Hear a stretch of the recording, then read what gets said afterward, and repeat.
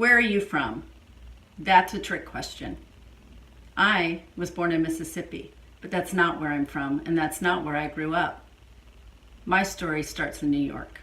Sergeant George Malone, my grandfather, was born and grew up in Brooklyn, New York. He dropped out of high school to help run the family milk truck business, and then went on to serve as a Marine Raider in World War II after his mother signed a waiver for him to voluntarily enlist at the age of 17.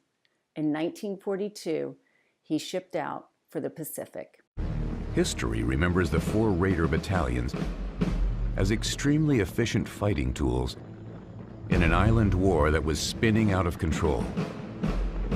He fought in several battles, including Bougainville, Okinawa, and Guam. When he returned from the war, he earned his GED and later married and started a family. That is where my dad comes into the story. At a very young age, my father knew he wanted to be a naval aviator and set that goal early. He studied hard and was awarded a congressional nomination from Robert Kennedy and then an appointment to the United States Naval Academy, where he graduated in 1970. While training to be an aviator in Mississippi, my mom had me in 1971. We moved shortly after to Texas and on to California, where my father saw his first deployment and was shipped off to Vietnam, where he flew several missions in the A-7 Corsair. Number of enemy targets have had the accuracy of the A-7E weapon delivery system demonstrated. The enemy knows that irrespective of weather, day or night, or defenses, the A-7E will pinpoint those targets. Throughout the years of my father's career, we moved several times. All 4 of us kids learned quickly that as soon as we were settled, we were talking about our next adventure. We were close growing up. Sometimes we were all we had. In the spring of 1991, while living with my parents in the Bay Area, a tragic accident happened in the naval aviation community. Patrol Squadron 50 had an in-air collision over water that resulted in the death of 27. My uncle was the second in command at the time. I vividly remember answering the phone early in the morning. My aunt was on the other line in search of my mom. My uncle was not on the flight, but he and the Navy in one moment lost 27 sailors.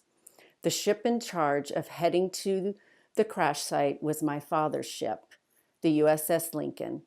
Our family went into autopilot and supported the VP-50 family in any way possible. That's what we do. Though that moment was new to me and a tragic one, and one I'll never forget, it also led me to the next chapter in my story. Lieutenant J.G. Mark Stevens was attached to Patrol Squadron 50, and my aunt set us up on a blind date in 1992. We married in 1994. From there, kids, deployments, dogs, moves, the typical battle rhythm that I had already come to know. I was now watching our children go through. They too were always going to be stumped with the question, "Where are you from?"